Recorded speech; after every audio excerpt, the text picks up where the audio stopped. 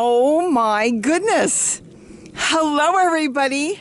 Can you believe January 1st, 2019?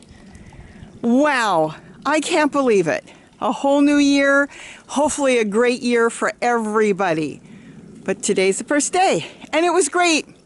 I got up in the morning just before the crack of dawn as the sun was coming up, and I had looked out my kitchen window and there were like hundreds. My dirty kitchen window. I have to climb into the sink to clean that window, so I haven't done it yet because it's kind of like a two-story. But anyways, I saw all the hummingbirds, so I went outside and you could hear the noise from the hummingbirds. It was so loud. I don't know if you can hear it.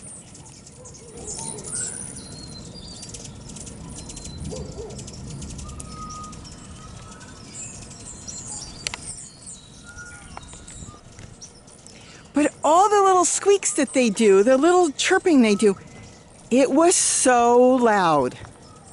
And I stood out there and I watched them. It was just amazing how many hummingbirds there were.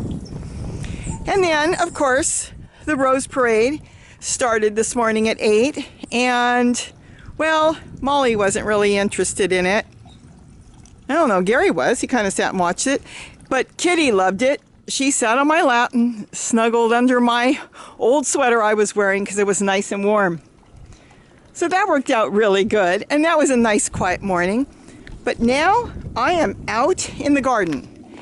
And I know I haven't done videos this month really, or I should say last month. And now I'm getting started and I want to make more videos and get more things out there so people can garden on the easy and fast and get things done, so you don't have to waste time setting things up. We're into composting in place and everything, and I hope to do a lot and talk about birds that come in for water and for food, and they eat the insects. I hope to keep this short because I'll be honest, I have done nothing in the garden. I might have turned a couple of these containers around and try to figure out how I want to set up my front yard. This is the front yard. But I did set up and start working with the mustard a little bit. Let's uncover this. I had that growing in that fire pit. I started 3 seeds and those worked out good, and Gary grabbed them. So I put 3 more to grow, and they did grow, all 3 seeds. Just 3 seeds, or 3 tiny mustard seeds. And what I did was I got some native soil. I like using some fine soil. It doesn't matter if the gophers pushed it up. That's wonderful. It's like filtered. But I got some native soil. I put it in there because this was all scrap paper, leaves from the garden, kitchen scraps, and look at the mustard. And you may think, wow, well, that's not really all that big. Let me tell you something. We're constantly harvesting off of that one. There's 2 there now because I pulled one out and put it under the other thing. The wire baskets just protect it as it's starting to grow. So, you know, like squirrels might try to get to it, and I want them to get started. And this will keep the rodents away from it, even birds. Birds will nibble on it. You could use the fine basket. I moved that one over there.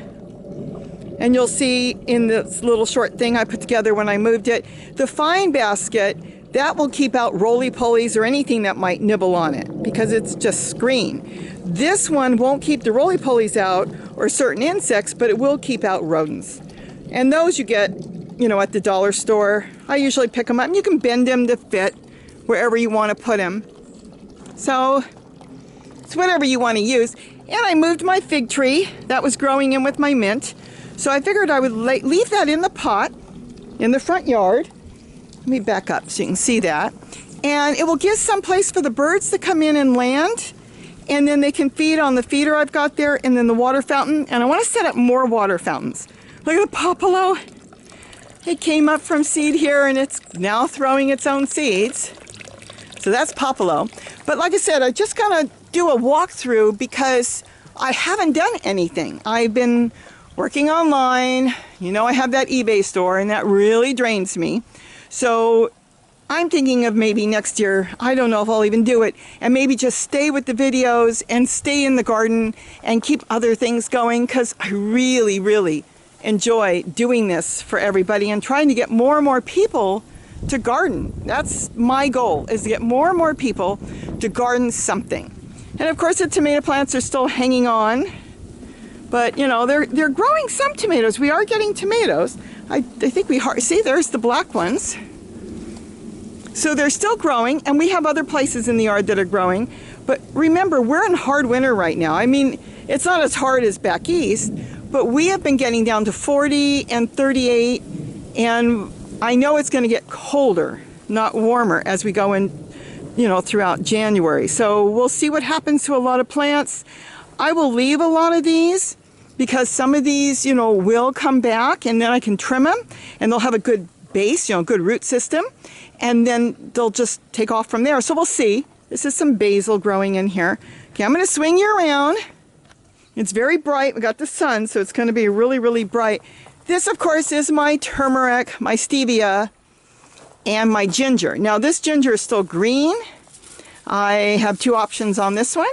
I could either grab the pot and bring it in the house. Gary did that last year, and it will stay green all winter, and then put it out in the spring. Or I can just let it die back like some of the others did and dig them up. I'm going to dig some of these up, and I promise I will get a video and show you how I harvest all this, not just pieces that I need, but harvest the whole thing, cut them, and put them back so they'll grow again. So I'll show you how I do it, but not today. Today I'm just doing a walkthrough. Here's the stevia, and it's kind of really gone to seed. And I'm not sure yet what I'm going to do with it, if I'm going to collect some seed or let it come back from the root system. Last year I just let it come up from the root system. All right, let's go in the other yard. Like I said, I don't want to get into too much because I haven't really done anything. I tried doing a live show. I don't know, it was kind of, a lot of people liked it, but in my opinion, and Gary's, he said, it was a failure because I did a live, I don't want to call it a show really, just a live video. Of course, it was videoed after everybody's seeing it now, and it was done on my tablet, and when Gary stepped back, you really couldn't hear him. So it was a good test, and we know of different ways we could do it, so we could come on live and answer questions, just to say hello. It's fun. So we'll see how it goes, but you know, live and learn, that's what we do. Look at my dinosaur kale. Okay, I had a rabbit down there that's been nibbling. I don't see it. I know it was nibbling on some of the lower branches, but all in all, it's doing okay. And I need to pull all the yellow leaves, and nothing gets thrown away. And that's why I have all these black tubs around, so I can just throw all the leaves away, because all those leaves are going to turn into wonderful, wonderful soil. So while I go through and start cleaning up my garden, all the yellow leaves I will keep. Isn't that beautiful? Here's one of my bucket fountains. Found that at the thrift store and then hooked it up. Kind of Mickey Moused it to work my way. And it's just so cool. I just love it. It sounds so pretty. Hear how it sounds? And the birds come in here and they can hide in the lemon verbena. And then they can just take a little bath or get a drink. So like I said, everything is still going really good. And we've got this massive tomato plant growing, and it's full of tomatoes. So we've got tomatoes growing all through everything. And then of course, you know, all the kale is going really good. Strawberries are starting to come back. And it's starting to throw flowers already. I don't know how they're going to make it because we are now in winter and it's not going to get warmer. January is normally in Southern California, you know, the coldest month. So we'll see what happens. And it could stay cold all the way through into April if it wanted to. So we'll have to see as time goes on what's going to happen. But the broccoli, the sprouting broccoli is doing really good. I've let a little bit go to seed. As you can see, that's the yellow flowers there. And then I've also, you know, been picking it and eating it. Every morning we pick it. And we have either eggs or I make a green drink. I try. I mean, I've been bad. I will say that. I haven't done as much as I should. But I try. I try to make sure I get something, you know, enough greens every day. And then, of course, we've got our water fountains, and most of them are solar. We've got 2 electric ones. That's an electric one. Look at the hummingbirds. Isn't this beautiful?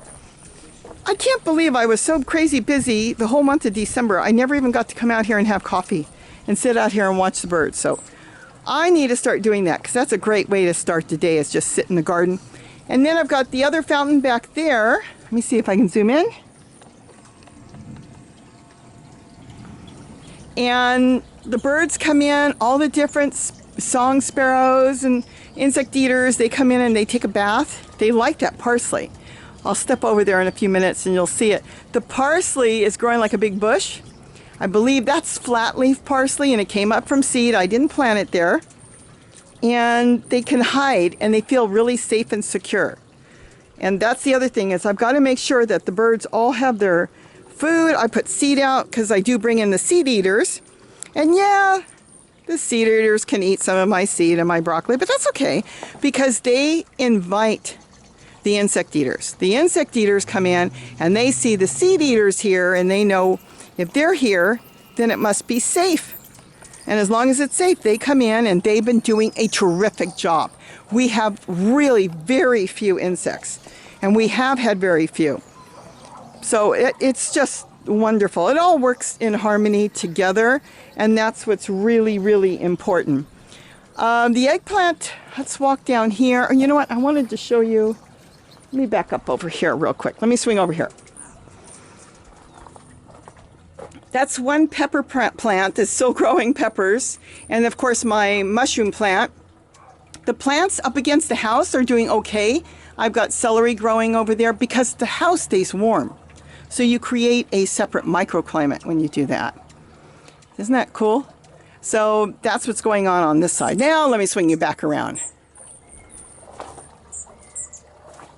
Okay, so you've got the collards still going strong. And again, I need to collect leaves. Leaves are important to collect because that's going to go into all my compost bins. I have to freshen it up. That's important because as the time goes on, the plants are pulling all the nutrients. And no matter how full you made it, it's going to collapse down. It just will. So I'm collecting leaves as I'm starting to clean. And from there, I'll start getting ready for spring, which will be here by March. March, you start planting everything outside.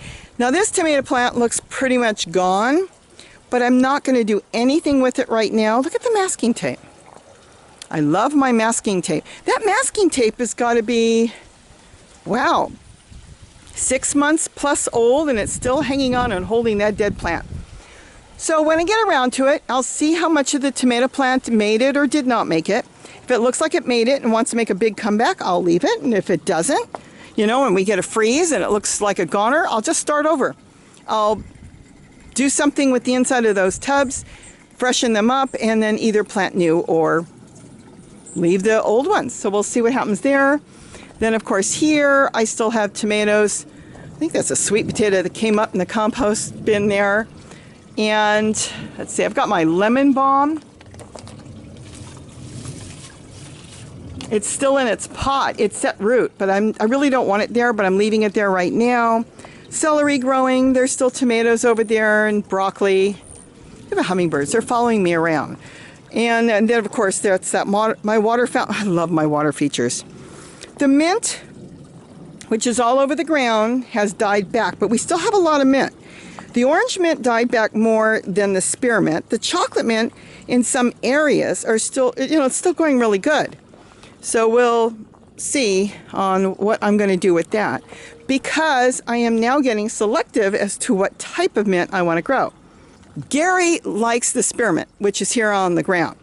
So I am trimming it back and I'm going to continue to trim it back. But I'm not going to let it grow out where I can't walk. I don't want to trip on it because look how stringy it can get. You can get your foot under that and step on it, you could really trip. So I'm going to trim that back and I'm going to let a lot of it continue to grow the way it did, but just trim it back a little bit. And I'm not going to overplant strawberry. I don't like the strawberry mint, which is over here. It smells really good. It tastes awful, in my opinion, But see, I also have, let me move this over, that's chocolate mint. Now this container must be staying really warm because this chocolate mint is doing really well. So well that it's chocolate mint that's sending its roots out of the holes down here and coming out. Isn't that cool? So I'm going to transplant a lot of chocolate mint around. That has become Gary's favorite, and peppermint. You know, everybody changes their taste, and he kind of likes that better. So I'm going to get more chocolate mint growing in different places and more peppermint. We don't use orange mint that much. The only time I use orange mint, it seems like when I'm making eggs or something. Even in our drinks, I will add an orange mint. But as far as just the tea, like I love my mint tea, and I haven't made enough this past month. I really like the chocolate the best. With a little stevia, it's so sweet. It tastes really good. Got to freshen these up. And of course, that's walking onions. I've got walking onions all over. That's the walking onions over there. Got those all over the garden. And, you know, they don't look as happy when it gets really cold as when it's spring and summer and fall. But they're still great. Look how good they're growing. So even down here. They're not throwing any babies right now. Not this time of the year. But they probably will in the spring. And then, of course, throwing my shadow down there. There's my garlic chives, which I have growing all over. That's my second favorite. Really need to do a whole video on just garlic chives. Garlic chives are so good. I just pick them and eat them. It's just great. Oh, and here's the eggplant. There's two of them. I had one growing on my deck, and I planted it in there. See the trunk there? And that's been throwing a lot of eggplant. And then when I have eggplant that goes yellow like that, I throw them on the ground. I leave them. I've got these rabbits and some of these really big ones, and they love the eggplant. And thank goodness they'll eat the yellow eggplant. If the purple touches the ground, they'll pull the purple off. So I will either have to wrap them in tulle or just make sure that it's lifted off the ground. But the rabbits eat the yellow. As you can see, they love yellow eggplant.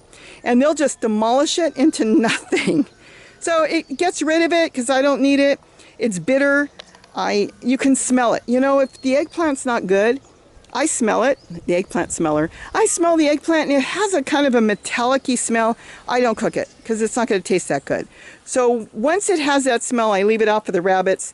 Let them enjoy it. I don't need it, and I don't. Or I could collect the seeds, but I really don't need any more seeds, so I leave it out for the rabbits. This is the Sun Gold, I believe. Tomatoes, and they've been throwing tomatoes everywhere. There's the tag. It's kind of, yep, Sun Gold. Look how big this is in the winter. It's full of tomatoes too. Look at all the tomatoes.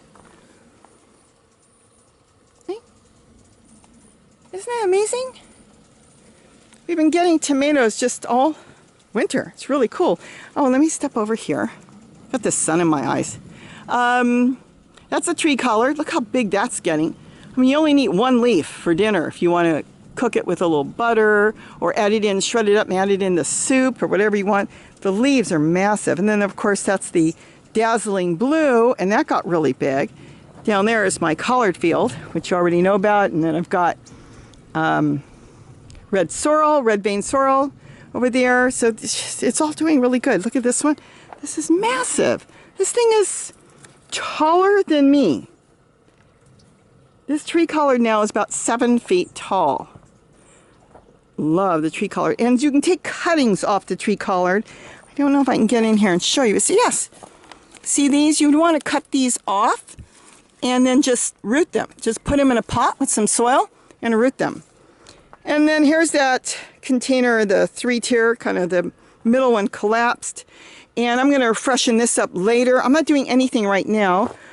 And this is my purple sprouting broccoli, which has yet to throw any type of anything. And something got to it. I think it leaned on the ground and the rabbit nibbled some of it. Let me scoot through here. This is my collard field from that little tiny collard that took off. This is really a compost bin. I don't even know. This is more collard. And I'll probably end up taking everything out in there and then planting more later. And of course the papaya, which I've been showing. You know, like I said, nothing's changed because I haven't done anything. But this is just full of papayas. Now these papayas are not really hanging on as good. So obviously this tree over here is pulling all the nutrients and everything from this tree. So we'll leave it for a while, but if it looks like it's not going to do anything, then maybe the thing to do would be to chop it out. So we'll see. And of course our Moringa, as you can see, it lost all its leaves. It's got a little bit of leaves on the very top. And it's got all these pods, and yes, I have taken in the seeds and planted them, and these seeds do grow.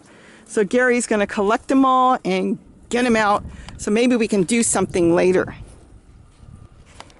There's just so many, and he has been collecting them. Now let's go through the gates. There's my strawberry tower. I'm like trying to rush through this. I do this all the time. Everybody says, you sound out of breath. Yeah, I'm trying to talk fast and get everything, in here. This is just kind of a radish that just grew into a bush, but the tomatoes are still growing. A lot of this stuff fell. I have not had time to work in the garden. So I need to start cleaning up and deciding what I'm going to do with all this. And that will be coming through the month of January. Of course, my rosemary, which I planted in the ground, it's turned into a hedge. So that's been there a few years now. And the papayas, he keeps harvesting. We keep getting papayas. Look at that. So I need to get more papaya plants in the ground. I've only done the one so far there, which I took out of the tub that's over there. I just soaked it, filled it with water, so everything got really wet, and I literally pulled. So I need to get more papayas through here. And then we put some wire around this. This is a compost bin. And when you compost in there, it feeds the papaya. That's what made these papaya plants so big. So now I can keep the rabbits out of that, and I'm going to get some squash growing in there. Same thing here. I'll do something with that later, of course. And look at the papayas. Isn't that amazing? I'm amazed myself. I hope there's not too much sun glare because it's really bright. It's cold today and bright. Look at the purple flowers. Isn't that beautiful on the rosemary? I think it's so beautiful. They're throwing flowers. And then, of course, elephant food. And my pomegranate's lost all its leaves. And then, of course, more papayas. Isn't that something? We just keep having papayas. Now I'm going to swing you around and walk over to the wall. So we're at the wall. I've been starting to fill up the bathtub with just different scraps from the house.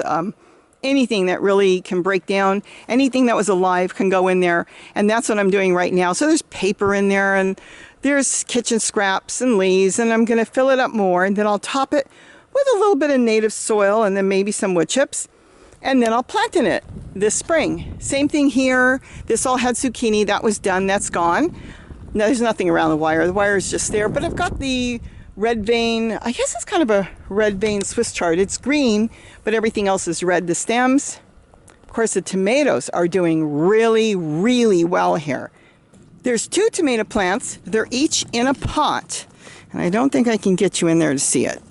But they're each growing in a black pot. But see, I like leaving plants in pots, because when you leave them in pots, you water them directly. And when you water them directly, you know for sure they're getting water. It's not running anywhere, but it's going to stay with the plant. And their roots, as long as there's holes on the bottom, they will leave and then will go into the soil, and they'll still have a massive root system, as you can see. Look how big the tomato plant is now. There's 2 of them. It's just that here, because we get very little rain, I know when I water those pots, they're getting the water directly. If they were in the ground and the ground developed a crack underneath and I didn't see, the water could be directed somewhere else. It may not be directed to the roots. So I prefer pots, but not always. You don't have to. I do it both ways. But look how big that is, and it's full, and we keep eating tomatoes. As you can see, we have plenty of tomatoes on this. And now the plant that's over there, it's kind of leaning over there, and it's going up the wall. The reason it's hugging the wall is warm. The bricks from the wall, the cement, it holds the heat. When you touch it, it's warm. Even at night when you touch it, it stays warm. So the plant itself is hugging the bricks, and that's why it's growing so well. It probably will grow all winter. If I had snow, I know somebody in Big Bear, you could go and take from the top of the wall and you could drop plastic over it if you're in an area that gets snow or super cold weather. And just by dropping a sheet of plastic of some sort, curtains, shower curtains, any type of plastic, you can buy it by the roll at a lot of hardware stores, you could save your plants that way. Like I said, I know somebody in Big Bear in the snow who is growing tomatoes, he said, the same way he's actually growing them up against the house, so it's getting the warmth from the house by dropping a sheet of clear plastic, which is acting like a greenhouse. He's developed his own greenhouse in Big Bear. And then there's red Swiss chard, and celery, walking onions. There is a cucumber plant that's still hanging in there, but there's nothing on it right now. We've eaten all the cucumbers that were on there. More celery, and that's it. And then here's the eggplant. This is a different eggplant, came up from seed. Look at it, kind of a purple and white, but boy, do they taste good. Now, some of them turned a little yellow. See, here's one in here. But as long as it still smells good, then you can use it. I use it. But if it gets that tinny smell, then I don't bother with it. But it's full. This plant is full. Also, this one must be doing really good because it's hugging the warmth from the wall, say. And that's why that's doing good. Okay, let's go over to the truck bed. And here's the truck bed. I haven't done anything new. But there it is. I've got the red Swiss chard growing in there. I've got the green Swiss chard, which is solid green, growing in the back. And then, of course, the green with the red veins and the red stalks growing back there. So I've got 3 different varieties still growing in here, coming up from seed, all on its own. And then here is the avocado tree that if I don't mention it, I get some of my viewers and friends get very upset. And they want to know what's going on with the avocado tree. So that's it. So that's about it. And I've got these covered. Only if I needed it, something happened. I know that nothing can get to these 2 plants. That one is the green one with the red. And then that one is the solid red. I'm planning on still putting tubs along here. Possibly trees as well. Haven't really figured out exactly what I want to do. So I'll figure it out as time goes on. I have plenty of time. And then, of course, here's the wood chips that are breaking down beautiful. I can come over here, take from the center of the piles, just dig a hole, get inside, and it's all broke down in the center. It's really, really nice. So that's it. Hope I kept this as short as possible right now. Like I said, there's nothing new to update. I'm not sure yet what I'm going to do as far as different in the garden, but I am going to do different. I want to have more plants that are organized. I want to be able to get to them, not just grow it as a jungle as I usually do, but I want to make sure that I can get to my plants. And there's a lot of times it was impossible to climb over and get to them. Of course, it turns into a jungle, and then everything I said doesn't mean anything because I end up with the same problem. But I'm going to try. I had a hard time getting back here. I had all kinds of squash growing back there, but I couldn't get to it. Everything overgrew. So I want to kind of be a little more organized on that so I can get to certain parts of my garden no matter what. And again, I want to think about the mint that I'm growing. I want to grow more mint that I like. If we like chocolate and we want to make tea every day, I want to make sure that I have that ready to go. I'm going to root some of the plants that I like, cut them off and root them. And do cuttings, like maybe on some more of my sprouting broccoli. I have purchased seeds already on eBay and from Baker Creek that I am starting to grow in my kitchen window. And I've got moringa trees, of course, growing in there. And I think it's a roselle plant I've got growing. I've got some more tomato plants. I believe it's called Atomic. I've got those I bought on eBay and I wanted to test them right now. A little early, but they're growing. I just got them. So I'll get those in the garden. And then I bought some Brussels sprouts. I haven't done Brussels sprouts. I did it, I grew that when I was a kid. So I want to grow Brussels sprouts. I'll get that going. And I'll figure out other things that I want to grow. And then we'll see what Gary's going to put in his garden. So with that, I think I covered everything for today. There's so many birds in the garden. They keep going to the feeder. They're going to the water fountains. They're taking drinks. I think they're in the fountain right now. I just have different methods that I like to use. And I'm hoping I can give you all ideas on, what works for me. Like the mustard in the front yard. I grew it in a little pot and I left it in the little pot. I broke the bottom and made sure the roots could get out good. But I like the pot because, again, if I water that little pot, I know those roots are getting water. Sometimes you plant something and you water it and you think, why did it die? Well, the water that you thought was going to your plant was actually going in another direction. So the roots that really needed it may not have gotten what they need. So look at this. So that's why I have different ways and different things to try. Got hummingbirds right now flying around, and then little birds that are in the plants, they're pecking and eating. Look at that. They eat the dinosaur kale. They come in and they eat all kinds of different greens, and that's okay. There's so much. So I'm willing to share. I have no problem sharing. After all, why shouldn't I want to share? These birds are doing work that I would have to do. If these birds weren't here, I would have to be covering my garden all spring. I would have to be spraying. I would have to be using pesticides that I don't want to use, or even organic pesticides. I don't want to use any. I want to do it with no pesticides at all. And you know what? It's worked. It's been working so good for us. The water fountains, putting out some bird food, bringing the birds. This is exactly the way I want to do it. I want to do it like nature. You're not going to get rid of every single insect, and it doesn't matter. The insects have a purpose. When you have insects, it brings birds. And that's what you want. You want to bring the birds. The birds are here to do a job. And the birds aren't going to come if they don't have food. So a few insects are okay. You get some aphids in your, let's say, in your broccoli or your collard, just take a hose and wash it off. Water, that's all you need. Just wash it off. Once in a while I see it in the center. I don't want it in the center of my plant because then the leaves come in, kind of funky. But just wash it off. They are not that smart. They get washed off in the ground and then they're gone. That's if the birds don't find them. The birds do really the greatest job. Like I said, a few insects are not going to hurt anything. That's all nature. Everything has a purpose, even the insects. The insects are feeding the birds. So that's the way my garden's set up. That's the way Gary's garden is set up. We're set up to work with nature, let nature do its thing, and no matter what, I mean, as you can see, I've got more food than we need. So if I have to share some with a few insects, and I'm not doing a farmer's market, so things don't have to look always so beautiful.